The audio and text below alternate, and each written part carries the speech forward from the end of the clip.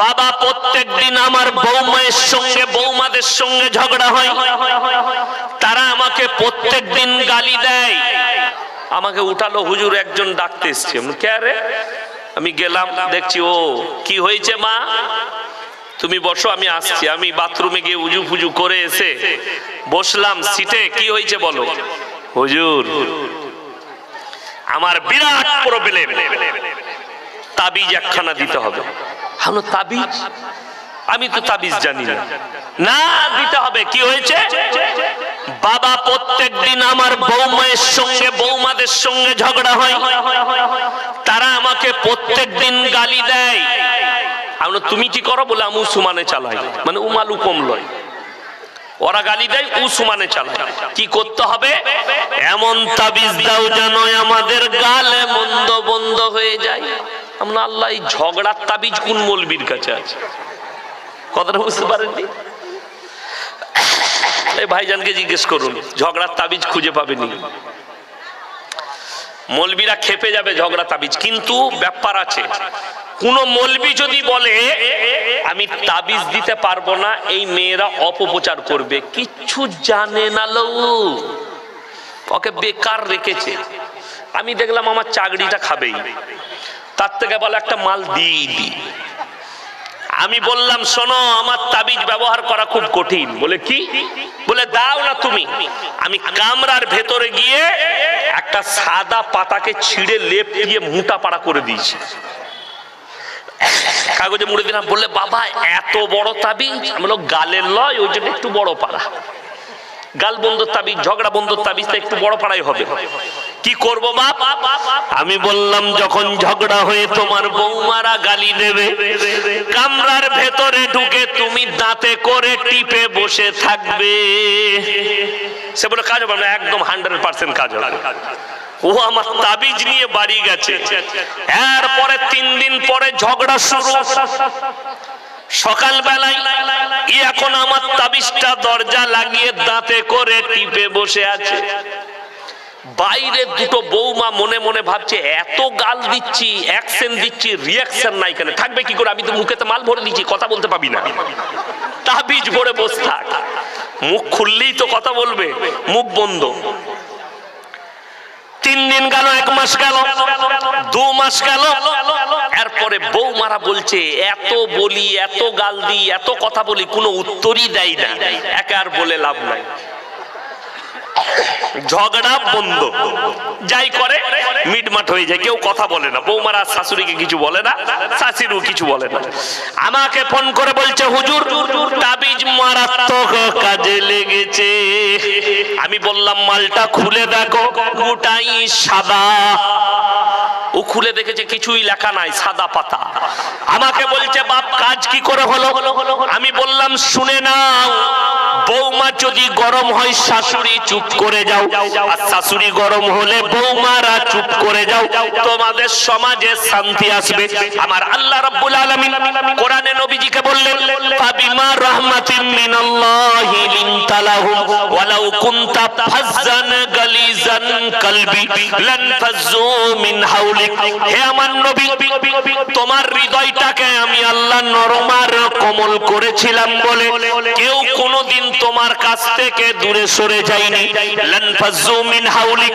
আর আমি যদি তোমাকে কর্কশ ভাষী করিতাম, সবাই তোমার কাছ থেকে দূরে সরে যেত। আল্লাহ নবীকে তয়েফের মাটিতে রক্তাক্ত করেছেন, আল্লাহ দিলকে নবীজি নরম করেছেন। নবীজি আল্লাহর কাছে দোয়া করেছেন, আল্লাহ আমাকে এরা পাথর মারলেও তুমি এদিকে হিদায়াত প্রাপ্ত করো। দোয়া করেছেন। নবীজিকে যারা গালি দিয়েছে নবীজি তাদের জন্য দোয়া করেছেন। নবীজিকে যারা বেত্তাঘাত করেছে নবীজি দোয়া করেছেন। আল্লাহর হাবিব সাল্লাল্লাহু আলাইহি সাল্লামের দিলটাকে আল্লাহ এত নরম করেছিলেন। যারা হাজী সাহেব আছেন, হাজী সাহেব কেউ আছেন এখানে? নাই আছে? মজলিসে হাজী সাহেব আছে, কে আছেন? হাত তুলেন তো ইনশাআল্লাহ দেখি। কোথায়? থাকলেও হাত তুলবে না। আপনি মনে করছেন আমি কিছু বলবো? বয়স্ক শুনেন আমার কাছে, যিনারা হজ করতে গেছেন তিনারা দেখেছেন ওহুদের প্রান্তরে 70 জন সাহাবী যিনারা যুদ্ধের ময়দানে শহীদ হয়েছিলেন, লোহার ব্যারিকেড দিয়ে তিনাদের কবরগুলো ঘেরা আছে। সেখানে এমন একজন সাহাবী শুয়ে আছেন যিনি হচ্ছেন নবীজি সাল্লাল্লাহু আলাইহি সাল্লামের চাচা যান হযরতে আমিরে হামজা রাদিয়াল্লাহু তাআলা, জিনার বুকটা চিরে যুদ্ধের ময়দানে কালিজা ফাটটা বার করে চিবিয়েছিল হিন্দা। নবীজি যেদিনে মক্কা বিজয় করলেন, সাহাবীরা দাঁড়িয়ে গেলেন তলোয়ার নিয়ে। আজকে আমরা মক্কা বিজয় করেছি, আজকে বদলা লিবার দিন, আজকে বদলা লুবো। আম্মার ইবনে ইয়াসিনের মায়ের দু পায়ে উট বেঁধে দুদিকে বেঈমানরা তাড়িয়ে দিয়েছে, দুটো উট আঁখ ফাড়ার মতো ফাড়া গেছে। হযরতে সাইয়েদনা বেলাল হাবশির কোমরে দড়ি বেঁধে উটের পেছনে বাঁধা হয়েছে, পিঠের চামড়াটা কোমরে লেগে গেছে। আজকে আমরা বদলা লুবো। আমিরে হামজার বুকটা ছিঁড়ে কালিজা থরকে চিবিয়েছে, বদলা লুবো। নবীজি উঠে দাঁড়ালেন আর বললেন, সাহাবীরা বসে যাও, আমার 5টা কথার উপরে তোমরা আমল করবে। নাম্বার 1, তোমরা বৃদ্ধকে মারতে পাবে না, জোরে বলুন সুবহানাল্লাহ। নাম্বার 2, বৃদ্ধাকে মারতে পাবে না। নাম্বার 3, শিশুকে মারতে পাবে না। নাম্বার 4, আত্মসমর্পণ করলে মারতে পাবে না। নাম্বার 5, কাবা ঘরে প্রবেশ করলে মারতে পাবে না। নবীজি এলান করলেন, হে মক্কার বেঈমান কাফেররা, শোনো, আমি আল্লাহর নবী, দয়া করতে জানি, মায়া করতে জানি, ক্ষমা করতে জানি, আমি বদলা নিতে জানি না, জোরে বলুন সুবহানাল্লাহ। এটা ছিল নবীজি সাল্লাল্লাহু আলাইহি সাল্লামের আদর্শ। চলুন এরপরে বলে দিই, দলে দলে বেঈমান কাফেররা নবীজির কাছে কালমা পড়ে ঈমান আনছেন মক্কা যেদিনে বিজয়ী হয়েছে। আল্লাহ নবী সাল্লাল্লাহু আলাইহি সাল্লাম নিজের জায়গা থেকে উঠে দাঁড়িয়ে গেলেন। কেন? একটা ব্যক্তি নিজেকে ঢেকে আনছে, একজন মানুষ নিজেকে পুরো ঢেকে নিয়ে আসছে। আল্লাহ নবী সাল্লাল্লাহু আলাইহি সাল্লাম বুঝতে পারলেন ওটা অন্য কেউ নয়, সে হচ্ছে হিন্দা। আল্লাহ নবী বললেন, এ হিন্দা, তুমি কালমাটা পড়ে নাও, আমি আল্লাহ নবী, ক্ষমা করতে জানি, দয়া করতে জানি, বদলা নিতে জানি না। তুমি আমার চাচা জানের কালিজা ঠট্টা চিবিয়ে খেয়েছো, আল্লাহ তোমাকে ক্ষমা করেছে, আমি মুহাম্মদ সাল্লাল্লাহু আলাইহি সাল্লাম তোমাকে ক্ষমা করলাম। কিন্তু জেনে রাখবে, তুমি কালমা পড়েছো, মুসলমান হয়েছো, যতদিন বাঁচবে তুমি আমার সামনে এসো না, তোমার চেহারাটা দেখলে, আমার চাচা জানের কথা মনে পড়লে আমার বুকটা ফেটে যায়। নবীজি বললেন ক্ষমা। নবীজি দয়া শিখিয়েছেন। আজকে একটা মা তার সন্তানকে ক্ষমা করতে পারে না, একটা বেটা তার মাকে ক্ষমা করতে পারে না, একটা সন্তান তার বাপ যদি কিছু করে বসে থাকে আর ক্ষমা করে না, একটা বাপ তার সন্তানকে ক্ষমা করতে পারে না, অথচ সে গিয়ে মসজিদে মাথা ঠুকে বলে আমি নবীজির উম্মত। আর আল্লাহ নবী শুনেলেন সাল্লাল্লাহু আলাইহি সাল্লামের হাদিস, মুমিনদের 1 নম্বর আখলাক, এক মুমিন আর এক মুমিনকে ক্ষমা করে দেবে। জানাজার ময়দানে এলান হয় না, হয় না? ভাই, কারো কিছু অন্যায় করে থাকলে আপনারা ক্ষমা করে দিবেন, বলে না, বলে না?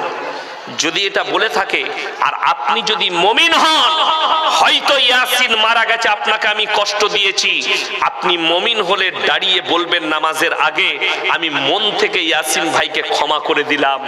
আপনি যদি ক্ষমা করেন, আল্লাহর কাছে আপনি মূল্য পাবেন এবং কিয়ামতের দিন আপনাকে বড় করা হবে, ছোট নয়। জোরে বলুন সুবহানাল্লাহ। কেউ যদি ছোট হয়, আল্লাহ তাকে বড় করে। কেউ যদি বড় হতে চায়, আল্লাহ তাকে মুড়িয়ে ভেঙে দেয়। এটা মাথায় রাখবে। অহংকার জমিনের উপরে করো না। রাসূলের হাদিস, যারা অহংকারী হবে তারা কোনোদিন জান্নাতে প্রবেশ করবে না। জমিনের উপরে আকার দেখিয়ে চলো না। পয়সার অহংকার, টাকার অহংকার। আজকে আমাদের সমাজে কিছু লোকের টাকা হলে তাদের চলন বেঁকা হয়ে যায়, তাদের বলা পাল্টিয়ে যায়। মানে টাকা এসছে, কোটি কোটি টাকার মালিক হয়েছে, আল্লাহ দিয়েছে, তাদের চলা বলা পাল্টিয়ে যায়। পাল্টাবেন না, ওই রকমই থাকে। আমার অনেক সাথী আছে, আমাকে এরকম দেখছে, অনেকজন মনে করে কড়া বক্তা। আমার যারা সাথী তারা আমাকে এখনো বলে, ইয়াসিন তুমি ওই রকমই আছো। পড়ার জীবনে এখনো এরকমই আছো। ফোনে কথা হলে মাজাক করি, ওইভাবেই মাজাক হয় আমাদের বন্ধু বান্ধব। আল্লাহ, আমি বক্তা হয়েছি, সে হতে পারেনি একজন মাদ্রাসা শিক্ষক, সে বলে সে আমার ছোট নয়, সে আমার নিজের ভাই। আমার সাথী, অহংকারের কিছু নাই। আজকে যারা অহংকার করে সব সময় মাথায় রাখবেন, আল্লাহর কসম, এই যে মেমোরিটা যিনি দিয়েছেন সব কৃতিত্ব সেই আল্লাহ। একটা ডাক্তার, একটা বক্তা, একটা মাস্টার, একটা মুহাদ্দিস, একটা জ্ঞানী, একটা সায়েন্টিস্ট, সবারই এই ব্রেনটা যিনি দিয়েছেন তিনি হচ্ছেন একমাত্র শক্তিশালী। আজকে আমি ইয়াসিন কথা বলছি, কালকে সকালে যদি আমার ব্রেনটা হ্যাং হয়ে যায়, আমাকে আর বক্তা ইয়াসিন বলবে না, পাগল বলবে লোকে, পাগল। তাহলে তোমার কোনোই মূল্য নাই, সব মূল্য কার? আল্লাহ। আজকে মানুষ এত বড় নির্বোধ, আল্লাহর শকর আদায় না করে নিজের বড়াই করে। চায়ের দোকানে দেখতে পাবে কারো যদি দুটো বেটা হয়, বলে এমনি নিকিবে, আমি বাপের বেটা, আমি বাপের বেটা, আমার দুটো বেটা আছে, আমি মরদ, বলে না? কারো যদি একটা মেয়ে হয়, কারো যদি দুটো মেয়ে হয়, বলছে তুই না মরদ বলে তোর দুটো মেয়ে হয়েছে, আমি তো মরদ বলি আমার বেটা হয়েছে। বেটা হলে মরদ হয়? বড় কষ্ট লাগে। এগুলো হচ্ছে অহংকারী কথা, নির্বোধের কথা। আসল যারা জ্ঞানী হবে, শুনে রেখে দেন, আপনি যে আছেন বেঁচে, এটা আল্লাহর কৃপা। এখানে একজন বলতে পারবেন কালকে সকালটা আমার হয়ে যাবে? আল্লাহর কসম না। হযরত আবু বকর সিদ্দিক রাদিয়াল্লাহু তাআলা আনহু চোখের পানি ফেলে জিজ্ঞেস করলেন, ইয়া রাসূলুল্লাহ, পৃথিবীর জ্ঞানী ব্যক্তিকে নবীজি কোন মূল্যবান লোকের নাম নাই? নবীজি বললেন, ওই ব্যক্তি সবথেকে জ্ঞানী যে প্রত্যেকদিন একবার নিজের মৃত্যুকে স্মরণ করে। আপনি রাতে শুতে যাবার আগে আপনি ভাববেন বিছানায় শুয়ে শুয়ে, আমি আমার বিবির পাশে শুয়ে আছি, আমি আমার সন্তানের পাশে শুয়ে আছি, ঘুমের মধ্যে মৃত্যু এলে আর আমার সকাল হবে না। এটা ভাববেন। এটা ভাবলে তবে আপনি বুঝতে পারবেন আপনার কৃতিত্ব কি আছে। আল্লাহ রাব্বুল আলামিন কয়েকটা কোরআনে দলিল দিয়েছে। কেন? মানুষের কৃতিত্ব কিছুই নয়। তোমাদের কাজ কতটুকু? আল্লাহ তাআলা দুনিয়ার একটা নিজামত তৈরি করেছে। স্বামী এবং স্ত্রী তারা মিলিত হবে, তার ওই এক ফোঁটা পানি নিসাজ নিজের স্ত্রী জরায়ুতে তোমরা নিক্ষেপ করো। হাল আতা আলাল ইনসানি হিনুম মিনাদ দাহরি লাম ইয়াকুন শাইয়্যাম মাযকুরা। এই আয়াতটার উপরে যদি আপনি আমল করেন, সত্যি বলছি আপনার ঈমান মজবুত হয়ে যাবে। এই আমলটাই আপনাকে ঈমান রাখতে হবে। হাল আতা আলাল ইনসান হিনুম মিনাদ দাহরি লাম ইয়াকুন শাইয়্যাম মাযকুরা। হে আমার নবী, বলে দাও, তোমাদিকে দুনিয়াতে পাঠাবার পূর্বে তোমার এলাকায়, তোমার বাড়িতে, তোমার গ্রামে তোমার কোনো কালচার ছিল না। আমার আব্বা কি জানতেন যে আমার চারটা সন্তান, আমার চারটা সন্তান হবে, একটা সন্তান ইয়াসিন বক্তা হবে? কথা বলেন। আমার যারা বাপের বয়সী আছেন, যিনারা ছোটবেলায় আমার আব্বার জালসা শুনেছেন, তিনারা কি মনেও ভেবেছিলেন যে শওকত সাহেবের একটা ছেলে বক্তা হবে? আল্লাহ কোরআনে এটাই বললেন, হাল আতা আলাল ইনসান হিনুম মিনাত দাহরি লাম ইয়াকুন শাইয়্যাম মাযকুরা। তোমাদের কালচারে ছিল না, আমি আল্লাহ দান করেছি। তোমাদের কালচারে ছিল না, কেউ জানতো না। আপনার বাড়িতে একটা সন্তান হবে, সে ডাকাত হবে না চোর হবে, সে মাস্টার হবে না ডাক্তার হবে, প্রফেসর হবে না ইঞ্জিনিয়ার হবে। এটা সকলে বলুন কে জানেন? একমাত্র আল্লাহ রাব্বুল আলামিন জানেন। এটা এক নম্বর গেল। দ্বিতীয় নম্বর, আমার আল্লাহ যদি ইচ্ছা করেন বিনা বাপে সন্তান দিতে পারেন না? পারেন না বাবা? পারেন। তার দলিল কোরআনে আছে। তার এক নম্বর দলিল হচ্ছেন হযরতে ঈসা মাসিহ। আল্লাহ বিনা বাপে পাঠিয়েছেন না পাঠান? এই বিনা বাপে পাঠানোর উপরে শুনেলেন আপনার জন্য জান্নাত কেন সহজ। আমরা আল্লাহকে কেউ দেখেছি? আল্লাহকে বিশ্বাস করি না? করি না। সবাই আল্লাহ এবং রাসূলের জন্য আমাদের প্রাণ হাজির। সকলে হাত তুলে বলুন ইনশাআল্লাহ। আমাদের প্রাণ হাজির আল্লাহ এবং রাসূলের জন্য।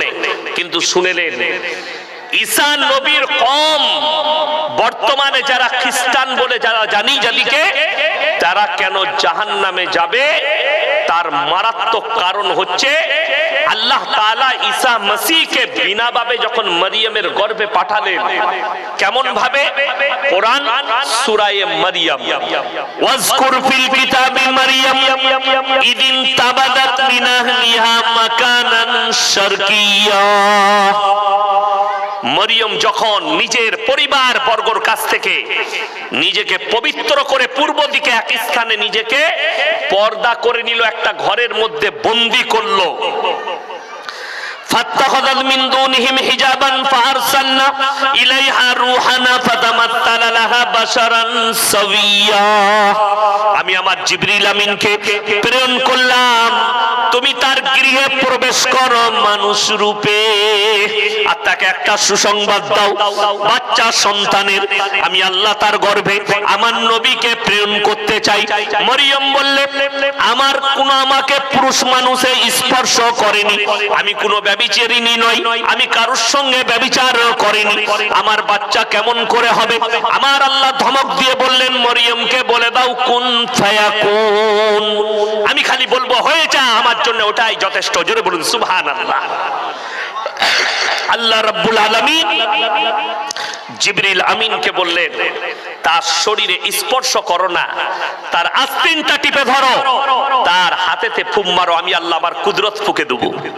হাতে শুধু ফুম মেরেছেন, সঙ্গে সঙ্গে 9 মাসের গর্ভবতী। জোরে বলুন সুবহানাল্লাহ। পৃথিবীর মানুষের কাছে আল্লাহ তাআলা কয়েকটা মারাত্মক দলিল দিয়েছেন। আল্লাহ যাকে ইচ্ছা করেন তার দ্বারা কাজ নিতে পারেন, পারেন না? পারেন না। নাম্বার 1, ইউসুফ নবীকে যখন ফাঁসানো হয়েছিল, কার সাক্ষী প্রযোজ্য হয়েছিল?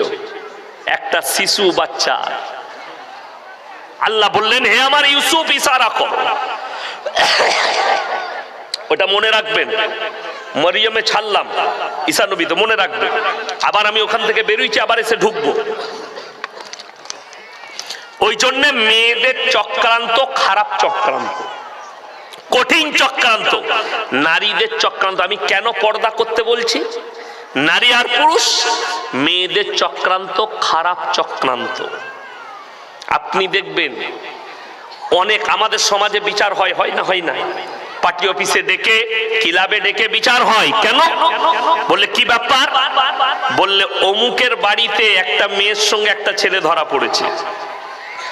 মেয়ের বাড়িতে ছেলে ধরা পড়ে, পড়ে না? পড়ে না? পড়েছে। বিচার হয়, দোষ কার হয়? ছেলের। আমাদের সমাজে এমন খারাপ অবস্থা, সব সময় বড় গাড়ির দোষ হয়, হয় না? পুরুষরা আমরা হচ্ছি বড় গাড়ি, ওই জন্য দোষটা এরই।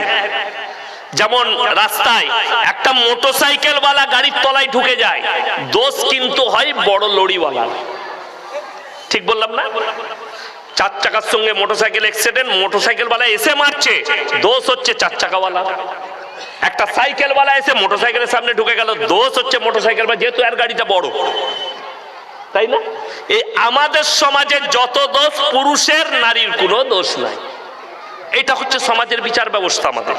আপনাকে বুঝাই, ইউসুফ নবী, জুলাইখা কিন্তু ইশারা করছে যখন নিয়ত খারাপ হলো তার উপরে। দেখতে এত সুন্দর, সৌন্দর্যদা, আল্লাহ রূপ ঢেলে দিয়েছে ইউসুফ নবীকে। জানেন এইখানে কোরআনে আছে, ইন্নাশ শাইতানা লিল ইনসানি আদুব্বুম মুবিন। শয়তান হচ্ছে মানুষের প্রকাশ্য দুশমন। আপনি চান না, আপনি এখানে বসে আছেন, আপনাকে শয়তান উস্কানি মারছে, আর শুনতে হবে না, চ পালিয়ে চ। ঠিক বললাম না ভুল বললাম? কিছু যুবককে বলছে এখানে বসে থেকে লাভ নাই, চ মেলাতে খানিকগুলো মেয়ে আছে ওখানে ঘুরবি। এ শয়তান ওয়াসওয়াসা দেয়। শয়তান হচ্ছে, দেখবেন রমজান মাসে তারাবি পড়েন না? পড়েন। ঠিক দেখবেন 4 রাকাত না হতে হতে শয়তান বলে ঘুমা গাবে, আর পড়ে কি করবি? ঠিক বললাম না? শয়তান ঘুম পড়ায়, আর ঘরে গিয়ে বিছানায় শুবেন আর ঘুমাইবেন। এটা শয়তানের কাজ, মানুষকে ভালো কাজ থেকে সরানো। এটা কার কাজ? শয়তানের কাজ। নেক কাজ থেকে মানুষকে পাপের দিকে ঠেলে দেয়া, এটা শয়তানের কাজ। কেন বলে দিই, ইউসুফ নবীর যারা ভাই ছিলেন, যতগুলো ভাই, শয়তান তাদেরকে ধোঁকা দিয়েছিল। দুটোর মধ্যে একটা কাজ করো, তোমরা যদি বাপের ভালোবাসা পেতে চাও ইউসুফকে মার্ডার করে দাও। আব্বাকে গিয়ে বলছে কেন? ইউসুফ নবীর আব্বা ইয়াকুব নবী তিনি জানতেন আমার এই ছেলেটা পয়গম্বর হবে, তিনি একজন নবী। কখন জানতে পারলেন? ইউসুফ নবী যখন বলছেন ইজ ক্বালা ইউসুফ লিআবিহি আবাতি ইন্নী রাআইতু আহাদা আশারা কাওকাবা ওয়াশ শামসা ওয়াল কমারা রাআইতুহুম লি সাজিদিন। হে আমার আব্বা জান, আমি রাতের অন্ধকারে স্বপ্ন দেখলাম 11টা নক্ষত্র, চন্দ্র এবং সূর্য আমাকে যেন সিজদা করছে। জোরে বলুন সুবহানাল্লাহ। এই বাচ্চা ছেলের স্বপ্ন দেখে ইয়াকুব নবী বুঝতে পারলেন আমার এই ছেলেটা কোনো সাধারণ নয়, আল্লাহ একে পয়গম্বর তৈরি করবেন। এই স্বপ্ন আশ্চর্য স্বপ্ন হচ্ছে একটা পয়গম্বরের নিশানা। ইউসুফ নবীকে যখন ভালোবাসতে লাগলেন বাকি ভাইদের হিংসা হলো। আমাদের সমাজে অনেক ছেলে আছে দেখবেন বাপ যদি ছোট ভাইকে ভালোবাসে বাকি ভাইদের একটু কষ্ট হয়, হয় না? হয় না? ছোট ভাইকে বাপ বেশি ভালোবাসে বলে না, এটা ভুল কথা। ভালো সবাই কি বাসে, একজনের প্রতি মহব্বত একটু বেশি হয়, কি বুঝলে? আমার দুটো মেয়ে, কিন্তু ছোট মেয়ের প্রতি আমি একটু দুর্বল, বেশি ভালোবাসি। বড় মেয়েকে ভালোবাসি না তা নয়, সেও আমার কলিজার টুকরা। এটা মানুষের দুর্বলতা। ইয়াকুব নবীর দুর্বলতা হলো ইউসুফ নবীর যখন এই ঘটনা জানতে পারলেন স্বপ্ন, মহাব্বত বেড়ে গেল ইউসুফ নবীর প্রতি। শয়তান বললে এই বাপের যদি ভালোবাসা পেতে চাও একে যে কোনো প্রকারের রাস্তা থেকে হাঁটাতে হবে। এরপরে শয়তান চক্রান্ত দিল তোমরা বাপকে ফুসলিয়ে একে বাজারে নিয়ে যাও। বাজারে গিয়ে কি কয়, একে বনেতে জঙ্গলে নিয়ে যাও ছাগল চড়াবার বাহানায়। ইয়াকুব নবী বললে তোমরা একে দেখতে পারবে না, লক্ষ্য রাখতে পারবে না, অর্থাৎ তাকে নিয়ে যাওয়ার দরকার নেই। তারা বললে আব্বা আমাদের উপরে বিশ্বাস নেই, আমরা এত বড় ভাই আছি, আমরা অবশ্যই একে লক্ষ্য রাখবো, আমাদের সঙ্গে খেলা করবে। নিয়ে গেলেন, চক্রান্ত শুরু। তাদের মধ্যে ভোট হলো, বেশিরভাগ জন বললে ভাইকে মার্ডার করো না, কুয়োর মধ্যে ফেলে দাও। ভোটেতে বেশি কারা জিতলো, কুয়োর মধ্যে ফেলা। আর কিছু কিছু ভাই বললে না মার্ডার করে দাও, একবারই সরিয়ে দাও, বলে কুয়োয় ফেলে দিলে এমনি মরে যাবে। কিন্তু আল্লাহর কসম, আল্লাহ যাকে হেফাজত করবে পৃথিবীর কেউ তাকে মারতে পারবে? কেউ কোনোদিন তাকে মারতে পারবে না। এইটা বিশ্বাস রাখা মুসলমানের ঈমান। ইউসুফ নবীকে কুয়োর মধ্যে ফেলে দিল তার ভাইরা, আর জামাটাই ছাগল জবাই করে রক্ত মাখিয়ে এনে বাপের কাজে হাজির করলো। বাপ কাঁদতে লাগলেন, জামাটা বাপের হাতে ধরালো। আমরা তো খেলা করছিলাম, আর আমরা ইউসুফকে বলেছিলাম আমাদের কাপড় জামাগুলো দেখবি। বাগে এসে তাকে তুলে নিয়ে গিয়ে খেয়ে চাই, দেখো তার জামাটা ছিঁড়া খুঁড়া। ইয়াকুব নবী কাঁদছেন, ওয়াজাওয়ালা কমিসিহি বিদামিন কাদিদ ক্বালা বাল সাওয়ালাত লাকুম আনফুসুকুম আমরা ফাসাবরুন জামিল আল্লাহুল মুস্তাআনু আলা মা তাসিফুন। ইয়াকুব নবী বললেন আল্লাহই ভালো জানে আমার সন্তান কোথায় আছে। ইয়াকুব নবী বুঝতে পারলেন আল্লাহ নিজের নবীকে কোনোদিন ব্যত্যাঘাতে বেঘাতে মৃত্যু দেবে না। কেন? তার এক নম্বর দলিল হচ্ছে ইউনুস নবীকে মাছে পেটে নিয়েছে, আল্লাহ হুকুম দিয়েছে যখন ইউনুস নবী দোয়া পড়েছে লা ইলাহা ইল্লা আনতা সুবহানাকা ইন্নী কুনতু মিনাজ জালিমিন, আল্লাহ মাছকে হুকুম দিলে আমার নবীকে তুমি 40 দিন পেটে রাখবে দরিয়ার মধ্যে, কিন্তু আমার নবীকে তুমি হজম করতে পারবে না। হজম করতে পারিনি। জোরে একবার বলুন না সুবহানাল্লাহ। আল্লাহর হুকুম দোয়া পড়ার কারণে। আমার বেটা, আল্লাহ তুমি আমাকে সবর দাও, আমার সন্তানকে তুমি হেফাজত করো। ইয়াকুব নবী দোয়া করেছেন, আল্লাহর কাছে কেঁদেছেন, আল্লাহ আমাকে সবর দাও, সবর দাও। জামাটা নিয়ে কাঁদতে কাঁদতে বেটার জন্য, ইউসুফের জন্য অন্ধ হয়ে গিয়েছিল। কিন্তু ওইদিকে ইউসুফ নবীকে তুলে নিয়ে কাঠুরেরা, অনেক লম্বা কাহিনী আছে, আমি বলবো না, খালি নারীদের চক্রান্তটা বুঝাবার লেগে বলছি। ইউসুফ নবী বিক্রি হয়ে গেছে মিশরের বাদশার ঘরে, লালিত পালিত হচ্ছে। যখন সে যৌবন পেয়েছে, সৌন্দর্যতা ফুটে উঠেছে, বাদশার বিবির তার সৌন্দর্যতায় নজর পড়ে গেছে, দারুণ দেখতে। ইশারা করছে। এখন দেখবেন ছেলেরা মেয়েরা কিভাবে ইশারা করে, করে না? ইশারা দেয়। মেলাতে দেখেছে বলে না, কি বললেন? এখনকার প্রেম কিন্তু আলাদা, আপনারা বুঝতে পারবেন না, যুবকরা জানে। ফোন নম্বর দরকার হলে কাগজে ফোন নম্বর